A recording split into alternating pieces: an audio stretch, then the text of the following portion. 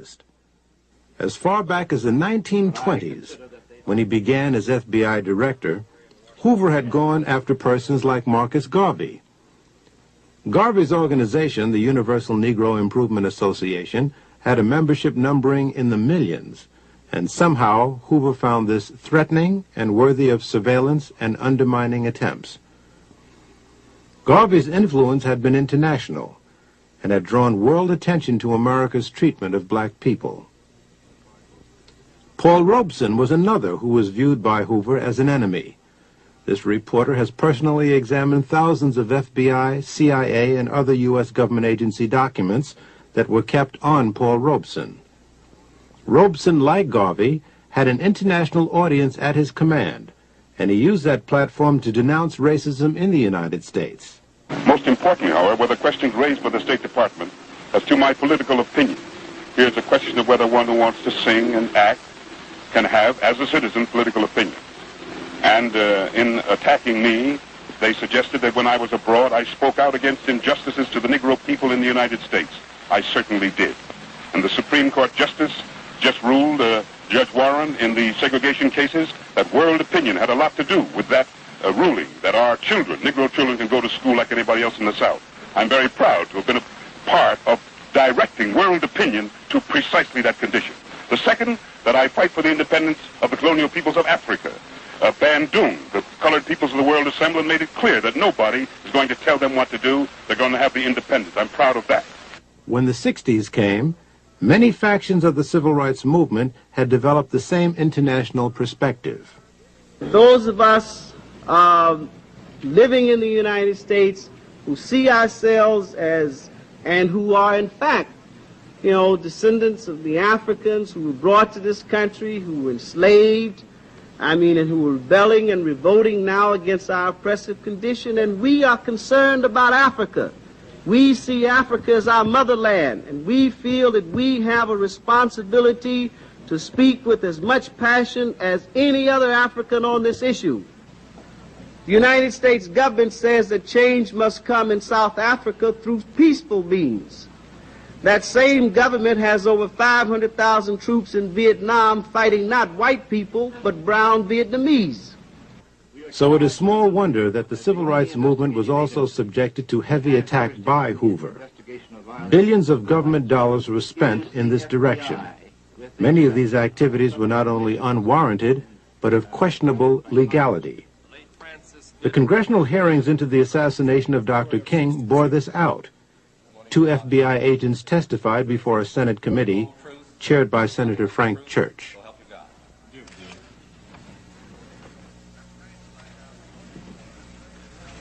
I'm trying to find out what it was that impelled some part of the FBI to pursue Martin Luther King with such an obsession.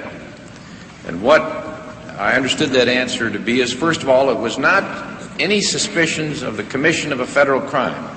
None of the literature showed up a single suggestion that Martin Luther King had committed or was about to commit a crime. Is that correct? That's correct. Yes, Senator, but at this point, much of what was being done did involve challenges to local laws. And there is a very strong suggestion that King was seen as rallying the lawbreakers and would-be lawbreakers, albeit for a cause that sounded pure. I'm looking now in terms of, if we look at what might have gotten the Bureau started, and if we remember at the same time he is extremely critical of the Bureau's own law enforcement efforts. We see throughout these documents and the New Left documents that it is taboo to criticize the Bureau and particularly the director. Well, was he ever charged with fomenting violence? Did he ever participate in violence? Was it ever alleged that he was about to be violent? That was the very opposite of his philosophy, Senator. So that it was neither the fear of commission of a crime or the commission of violence. Was there any serious charge that he himself was a communist? No such charge ever was made. So that what was left then was a decision on the part of some persons or person within the FBI that he should nevertheless be pursued. And replaced. And the basis for that apparently was political. The decision that he was dangerous or potentially dangerous to someone's notion of what this country should be doing, and a further theory that the FBI possessed the ability to enter into this field and to investigate and to intimidate and seek to neutralize and indeed replace a civil rights leader that they thought to be politically unacceptable. Is that correct? Yes. Correct. All right. And the tactics they used apparently had no end. Microphonic surveillance of hotel rooms. They included informants.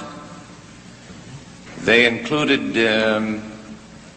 sponsoring of letters signed by phony names to relatives and friends and organizers. They involved even plans to replace him with someone else the FBI was to select as a national civil rights leader. Is that correct? Yes, that plan didn't get very far. But it was seriously considered, and Mr. Hoover penned a note to that suggestion commending its authors, did they not? Yes. All right. It also included an indirect attempt to persuade the Pope not to see him. And many other people. A direct attempt to persuade one of our major universities not to grant him a doctorate degree. That's correct. After the March on Washington, there was an acceleration. He was defined because of his speech in that demonstration in Washington as the most dangerous and effective leader in the country, and there was a paper battle within the Bureau as to how best to attack him, and he was attacked. After Time magazine named him as Man of the Year, again the Bureau finds that reprehensible, believes it must attack and destroy. When he was given the Nobel Prize, again they seek to discredit Dr. King with the persons who welcomed him back from that award. When he began to speak out against the Vietnam War, there's a new crescendo of efforts by the Bureau to discredit and destroy Dr. King. It is my feeling that the assassination of Dr. King was a part of a conspiracy in the country, and I do believe that some individuals in very high places of our government were involved in this conspiracy.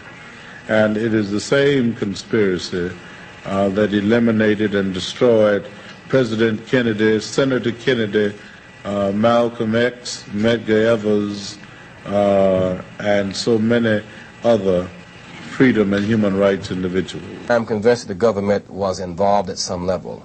I will never separate the conduct, the attitude of Hoover and the FBI from Dr. King's assassination. I never will do that. I think one of the most important things that come out in that investigation was that Martin Luther King in Memphis was in a white hotel, and the FBI admitted that they leaked to the press that Dr. King was staying in a white hotel instead of a black hotel, and it was that embarrassment that forced Dr. King to move into the Lorraine Hotel where he was killed. There are more questions regarding the FBI's role in the assassination of Dr. King. For example, why was Dr. King stripped of his protection just before he was killed in Memphis? Reporter Les Payne and myself interviewed police officer Ed Reddit of the Memphis Police Department, who told how he was mysteriously removed from his security post near Dr. King. However, later, his superior, Chief Holloman, denied doing so. Why do you feel you were pulled away from your assignment of surveillance that day?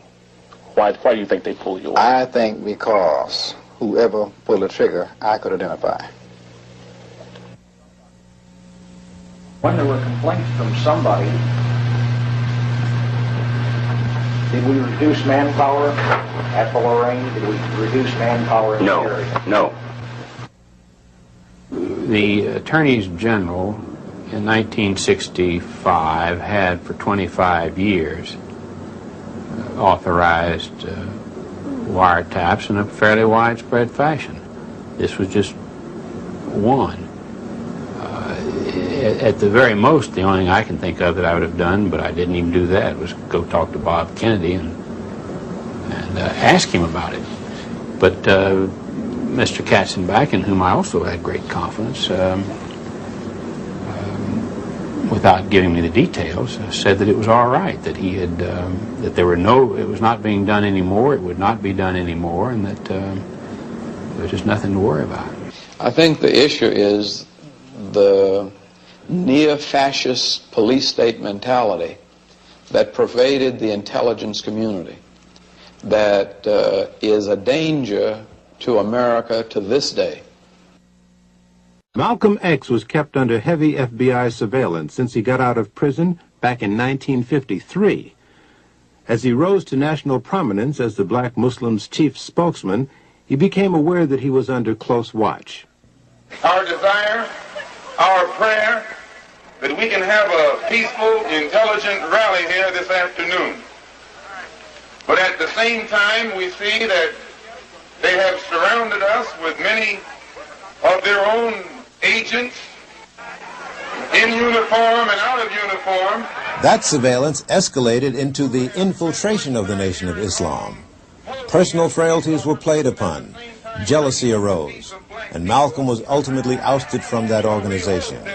This caused an intense climate of rivalry that set the stage for Malcolm's assassination in February of 1965. He was really declared a hypocrite at the time.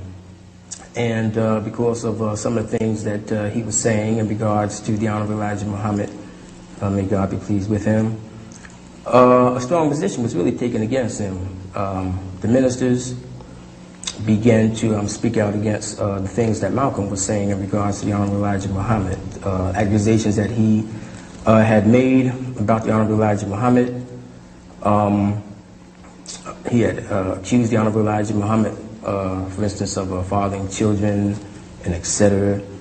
And you must understand that at that time, the Honorable Elijah Muhammad, to the Muslims then, was held in such high reverence as you would even think of any prophet being held in high reverence.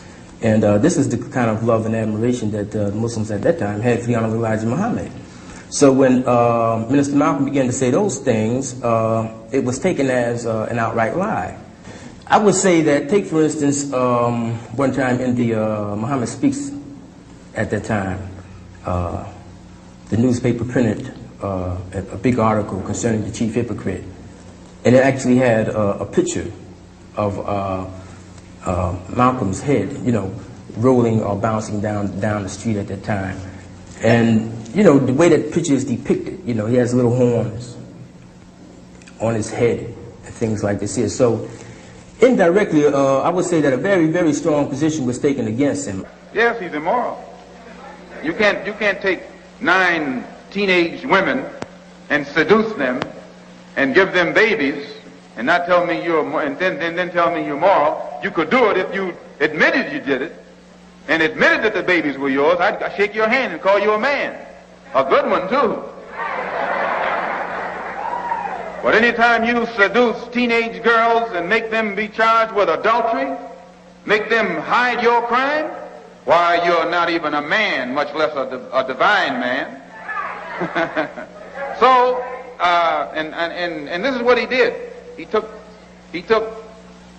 at least 9 that we know about. And I'm not speculating because he told this to me himself. Yes, that's why he wanted me dead, because he knew that as soon as I woke up, I'd tell it. Plan of action was basically what took place. Me and Leon, we took seats down in the front of the Autobahn. We came early.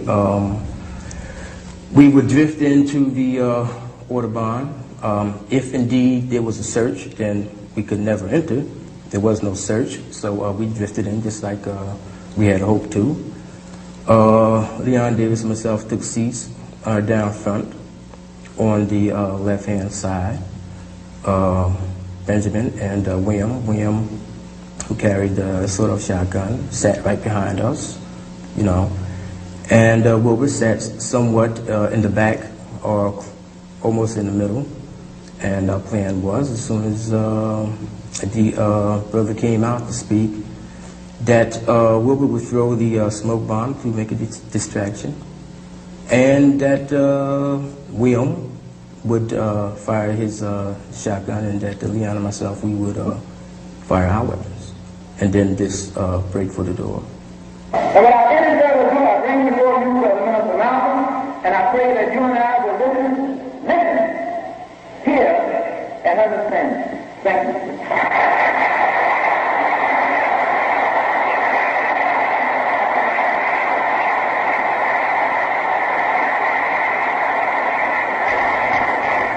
So long way.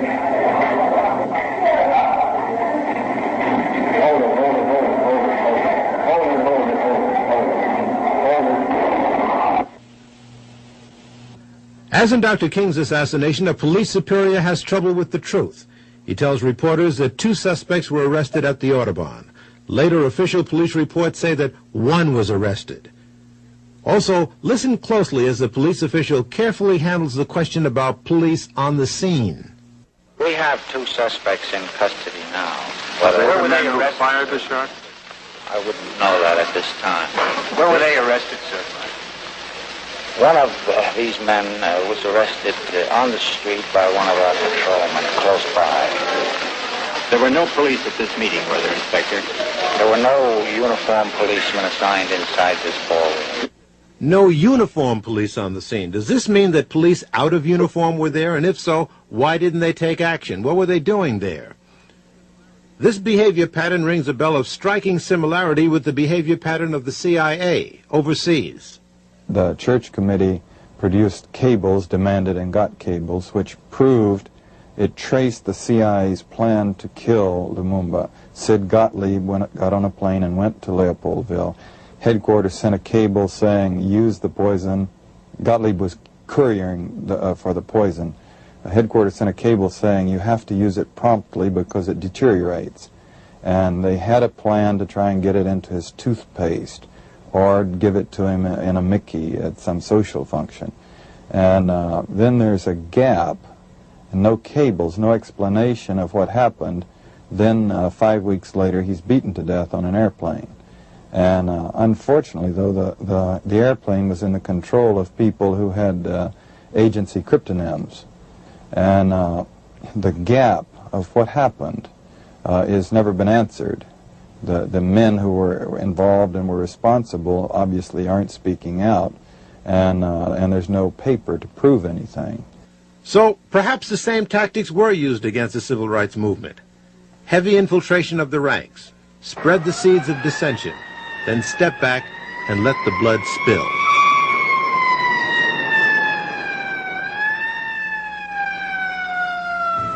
As I see it, Mr. Chairman, it is for this committee to be able to figure out how to persuade the people of this country that indeed it did go on. And how shall we ensure that it never happen again? But it will happen repeatedly unless we can bring ourselves to understand and accept that it did go on.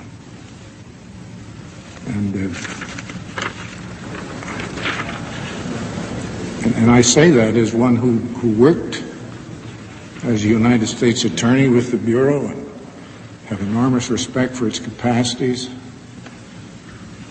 the field of kidnapping, bank robbery, and a lot of other things, but am appalled to learn what if it's correct, the intelligence side of that Bureau was up to for so long. If we would like to believe that the FBI would do all this viciousness and all of these things to an individual and would stop short of killing him, then we're out of our mind. In America today, if we believe the CIA would deal with foreign assassinations and would not consider it at home, that's like saying the mafia runs crooked gambling tables in South America, but honest ones in America. It just ain't true. We've seen then how the decade of struggle ended. Many of the prominent figures like Malcolm X and Martin Luther King Jr. were assassinated amidst an intense climate of hatred that government agencies were acutely aware of. In fact, the FBI contributed to creating the climate of hate. Moreover, the assassinations themselves appear to have been facilitated by an elaborate network of government and police agencies who were watching very closely every move that Malcolm X and Martin Luther King Jr. were making, and then at the same time they disappeared just as the assassinations occurred. But those were the leaders. What about the students, the troops of the movement? Well, they too are subjected to harassment. This document that you're looking at now shows how the FBI tried to divide factions within the Student Nonviolent Coordinating Committee. And the Black Panther Party was also subjected to heavy, heavy surveillance. We knew the history of the FBI's infiltration tactics in other organizations, particularly the American Communist Party. There was already a record compiled that showed that the FBI was even in charge of various branches of the Communist Party. So we understood that police tactic of infiltration. There was a situation where, in a sense, the white racism was its own victim. Like, for racist reasons, J. Edgar Hoover had not recruited black agents. He had a lot of white agents. And it takes time to train some black agents. In the meantime, those white agents, try as they might, were not able to infiltrate our ranks because the Black Panther Party did not have any white members. Okay? And we relied upon people that we knew. And we kept people that we didn't know on another level. And I think this is why we didn't suffer more, put it that way, because they did catch up and start a crash program of recruiting black agents, and they very quickly filled that gap, but it took them about a year to do it. In the summer of 1978, I interviewed a man who worked as an informer for the FBI during the 1960s. His name is Dothard Perry, also known as Ed Riggs, also known as Bill Perry, also known as Othello. How were you paid? The pay was always in cash. Cash, and you would sign a card. It would go like this. A rendezvous or a drop-off point would be picked out either by yourself or the agent. You would meet the agent there. Usually it would be in a vehicle. You get in the vehicle, he would hand you the money. He would tell you first to count the money. He would tell you the amount while you counted it. If the amount was there, he would then bring out a card. On that card would be for the week of such and such. In other words, the week was dated. So-and-so has been paid the amount of. Then you would sign the card, and then the agent would sign the card. The reason for this is that if all of a sudden the IRS became very interested about where you were getting all this extra money from, you could always tell them to go back to the Bureau, and the Bureau would have your cards on file.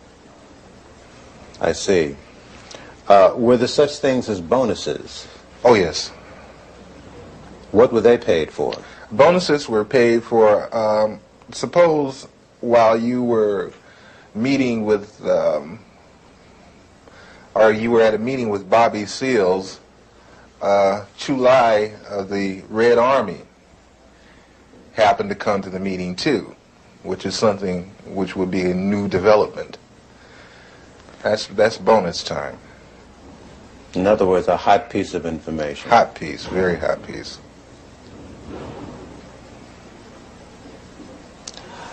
Did you ever suffer pangs of conscience? Quite a few times. Quite a few times. I still suffer pangs of conscience. I suffer from the fact that a lot of people trusted me, and I misused that trust. I suffer from the fact that a lot of information that I gave out was the undoing of certain groups or certain people. I suffer from the fact that I'm on the run constantly. I have no real life to speak of. You have no family life, really? You have a wife? No, I don't have a wife. I do have a child. I can't see her that often. I have to stay away from them because once I come around, the Bureau shows up and harassment starts. I have very few close personal friends, no one to really confide in.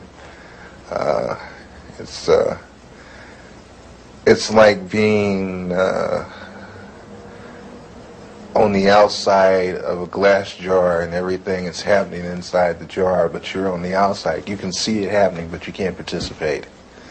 Why have you decided to talk to me?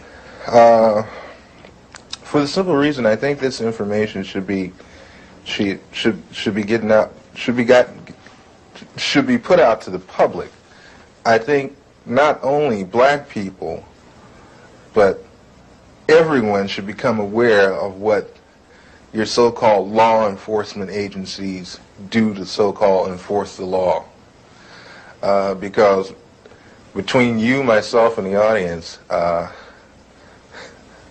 I've seen more felons in law enforcement than I have in prison. Many would say, well, look, you yourself just got through saying that the BLA was involved in criminal activity. What's wrong with wanting to put them in prison? How would you answer them? I would answer them this way. First off, we have to understand why they did what they did. But I'm not even going to go off into that psychological hoo-ha. What I'm going to say is when you become just as bad as the people that you go after, then there's nothing gained and a whole lot lost.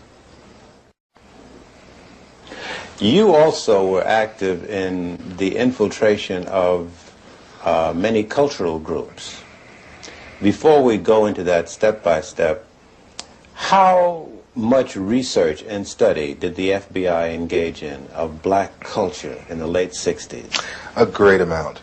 Give me an idea. From the thing is, I can. They have a file on every type of magazine that blacks read. They have a file on the music.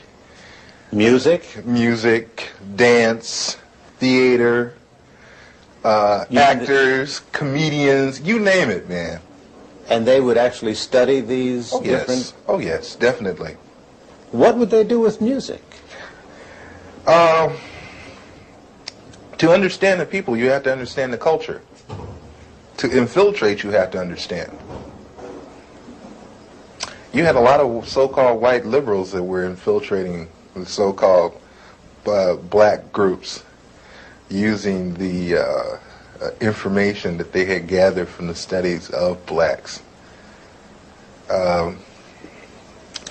You mean just to understand the behavior pattern of our people? Oh yeah, I can, Will Heaton could name out some jams of Miles Davis that I hadn't even heard of. He could name off some books that I hadn't even read pertaining to black culture. Did you ever see agents actually studying the music of... Yes. Yes, I've seen them going over even video portion of cultural events. The understanding, like when, you have an organization like Leroy Jones' Black House. You remember that? Okay, Leroy Jones's place, which was done on the thing of tribalism. That's where I first heard the word Kintu, Mantu, Huntu, Hintu. These words of the African continuum. I learned that from an agent. He ran it down to me. They make in-depth studies of the personalities of the people they're dealing with too, culturally. It always helps when it's a thing of you can take their culture and use it against them. How large would you say an extensive collection on our culture would you say the FBI has? Would you rate it as large as a particular library, like the Schomburg Library in Harlem? Or... I would rate it better. I would rate it better, and the fact is that they go into details that we probably would overlook. Will Heaton used to meet me in different places. You know, Will Heaton, that was one of my supervising agents. There is a certain bar in the Los Angeles area where people into black cultural things met, and Will Heaton used to meet me there. And he would go into very long and tiring conversations with some very articulate brothers about culture, African culture, and Afro-American culture. Tell me about some of the cultural organizations that you infiltrated and what you did. PASLA, Mafunde, Watts Writers Workshop, which they had. The Watts Writers Workshop? Yes. Watts Writers Workshop, which was one of the oldest established black writers workshop. That place was burned down. Yeah. The Bureau had it burnt down. How do you know that? I know because I participated. I did the arson. You burned down the Watts Writers Workshop? Yes. Why did they want it to go? At the time, funding had been cut to the workshop, had been cut out, but it looked like there was a possibility of a grant being given back to the workshop. And if there was no theater, there would be no grant. How did you do it? 2 cans of kerosene, a Purex bottle, gasoline, and a flare, highway flare. Why didn't you use more sophisticated stuff? Oh, no. No. You're never overly sophisticated. It's too obvious. This way you make it look like, you know, maybe somebody in the neighborhood that got kicked out of theater at one time got mad and came and burned the damn theater up, that kind of thing. But you were involved in this theater? I mean, did it get to you at all what you were? Hey, man, that got to me a great deal. I love that theater. I built the stage. You built the stage? Oh, yeah. When I got to the workshop, the stage that had been, the original stage that had been built needed an extension on it. The original part of the stage was in terrible condition. They had no lighting system. I put the lighting system in myself. I put the stage in myself. And that was a stage, man. And that was a theater. It's a nice theater. Who was the director of that workshop? Harry Dolan. Harry Dolan.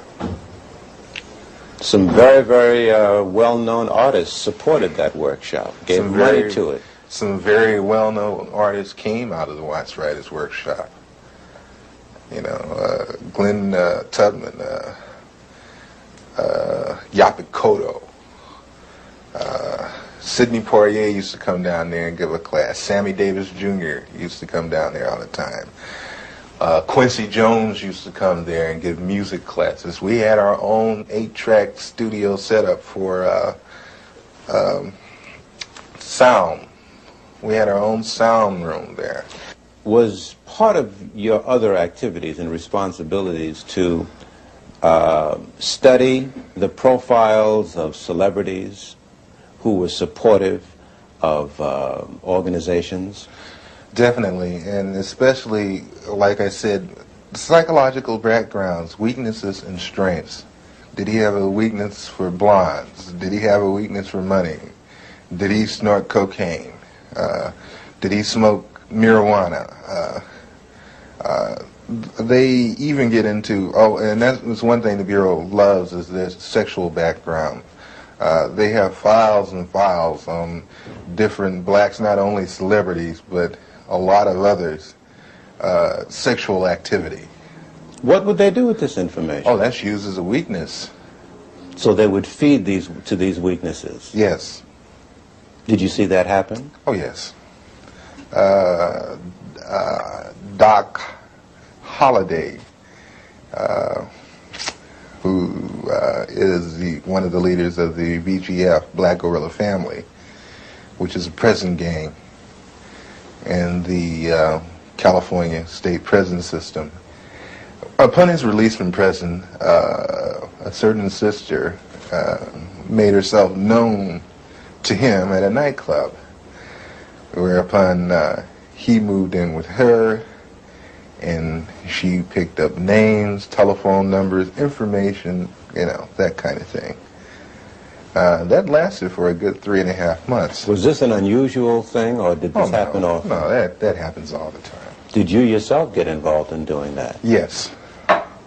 Give me an example. There was a gentleman that was on trial in Los Angeles that belonged to the BLA that had been busted in a southern state for a bank robbery, but was brought with 2 other people to Los Angeles to stand trial for the machine gunning of a police officer in Los Angeles. I was supposed to worm my way into the affections of his sister, and whatever it took to get the information that I needed as far as what kind of defense they planned to use as to turn this information over to the federal prosecution. Did you do it? I got the information, and thank God I didn't have to go through with the actual thing of sexual activity. What do you mean, thank God? The sister was rather unappealing.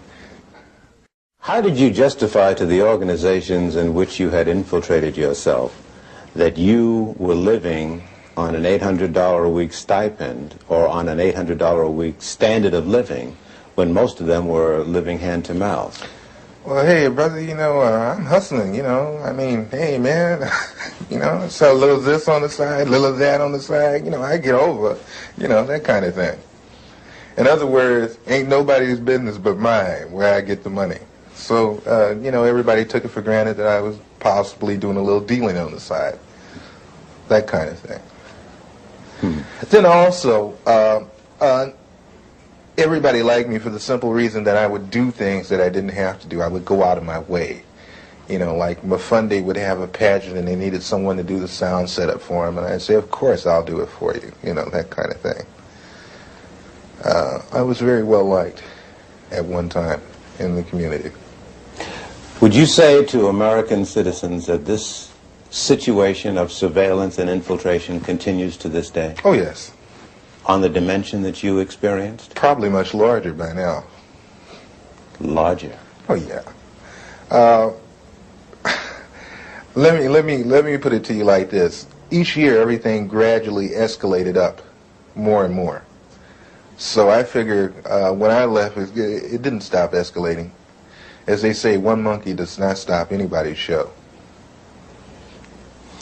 You mentioned Sammy Davis Jr., who at one time, it was reported, gave money to the Black Panther Party, I believe. Were you ever assigned to look into that? Yes, I was told to try to get as close to Mr. Davis or to anyone in his office as I could. I used to go up and have real chit-chat, chummy conversations with his personal secretary, Ann, at the 9000 building on Sunset. And I used to bring a Porter-Pack video camera, and I used to go around and I would videotape the whole office. You mean celebrities would be coming into his office and you'd film them freely? Oh, yeah. Didn't they question that? I'm from the Ross Writers Workshop. Yeah, right on, brother, you know, that kind of thing. No questions asked. Same thing with the NAACP Image Awards. You know, they were very interested in people like Sammy Davis Jr. There was another black in Los Angeles that they were very interested in because, not Los Angeles, but in Sacramento, Nathaniel Colley, who's attorney for the NAACP. And I know Nat. And they wanted information on him, just for the simple reason that he's an attorney for the NAACP, which makes no sense to me, but must make a lot of sense to them because they use the information.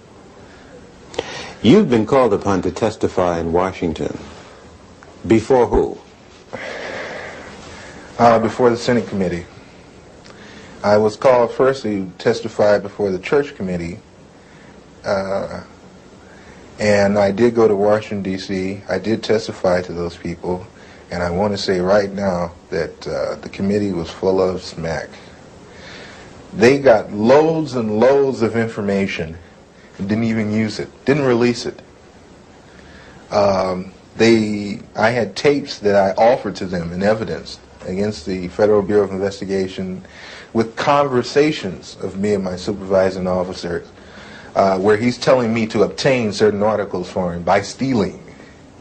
Don't get fingerprints on it. We can really use that. Did you take the weapons over to such and such? The Churches Committee told me that they couldn't use the tapes because the tapes were gotten by illegal means.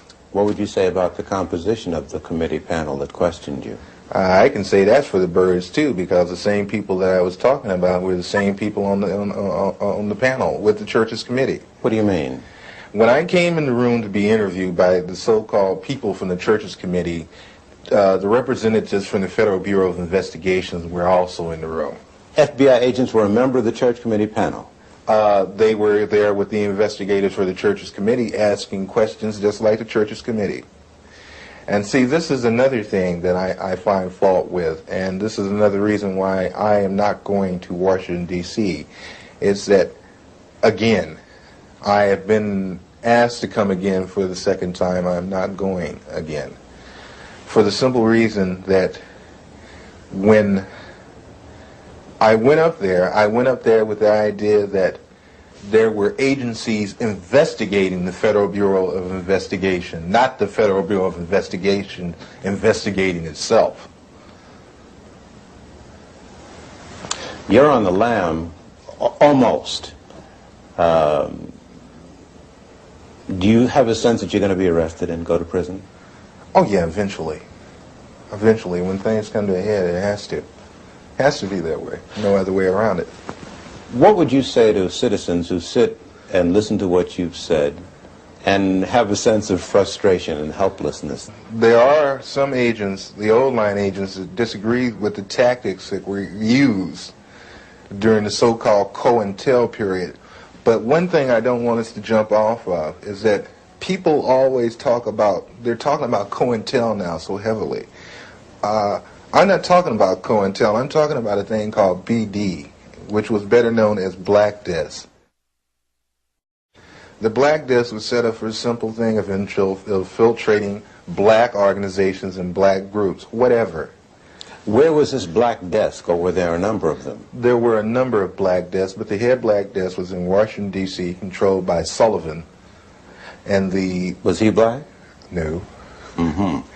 And what was the function of the Black Desks all over the country? I guess there were dozens. The function of the Black Desk was to monitor activity, social unrest, revolutionary groups, cultural groups, and such in the black community. And feed it into this central desk. And it still exists? As far as I know, yes. We've seen a number of investigations into the assassination of Martin Luther King. We've seen an extended police trial of the assassination of Malcolm X. What you seem to say substantiates what many black people say out on the street, that government agents or agencies knew that these assassinations were brewing and either participated in them or allowed them to take place. It would behoove black people, it would behoove all people, really, to question so-called the cut and dry one lone assassin theory. The Bureau and other intelligence agencies are very good at conspiracies. They are very good at setting people up to be killed. They are very good at making innuendos so the person will be killed. City police don't know about, because they have policemen in there. They don't let black people form anything without some policemen in there. And while I was in the black Muslim movement, over the black Muslim movement, many of the police who were sent to infiltrate us, they're black, would tell me, say, look, I'm a cop, but I have to come. They would tell me. I knew the Muslim movement was full of police. So don't you think anything is going down that they don't know about. The only thing that goes down is what they want to go down. And what they don't want to go down, they don't let it go down. Something else was used against the students that drove the final nails into the coffin. killing the movement. What stopped it, of course, almost dead in its track, and not by any accident, was a widespread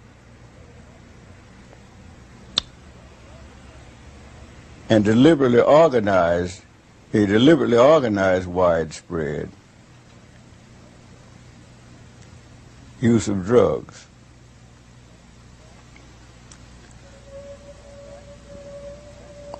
The fact that a decision was made, and I think most of you familiar with the broadcast of the mafia defector who went on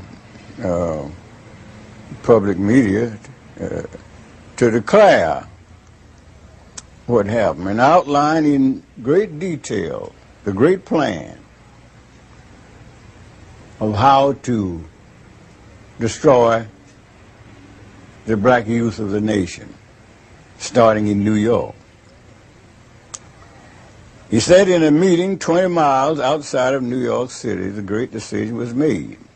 He said he didn't have to guess about it, and those who heard him know that I'm quoting him almost verbatim, because he was there.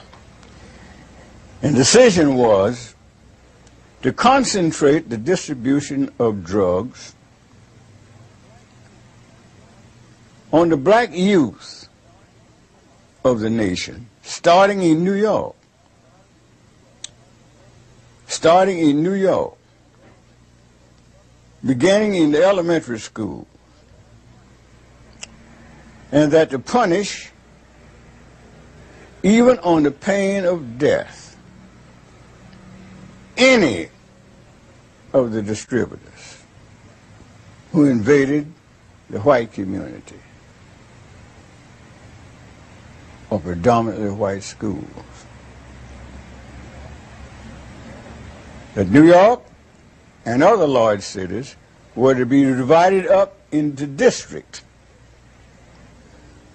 The district commander, black, was to be given any kind of car he wanted, Mercedes, Rolls Royce, anything, because this would be a part of the sales pitch. Said blacks just love fine cars, and he'd drive around through the community in his fine car, and some of his key assistants, and he'd be identified, he'd be known, and that sort of stuff. And so the stories, I'm not going any further into it. But thus it began, and the spread over the country. And we fell for it. Now, one thing was important. That the thing to attract the blacks, more than any other thing, more than the drug itself, but to spread the word, have a number of key young people in it, and spread the word that this is the end thing. So that'll get them. Just say it's the end thing, and they'll brave the fires of hell to be a part of the end thing. So that's our story of the decade of struggle. We put together this film to pay particular homage and tribute to the extraordinary young people of that era. And we give the story to our young people of today in particular, in the hope that they'll stop and think about much of the negativism that they're caught up in nowadays, and try to understand why. I've been in the storm so long. I've been in the storm so long, children. I've been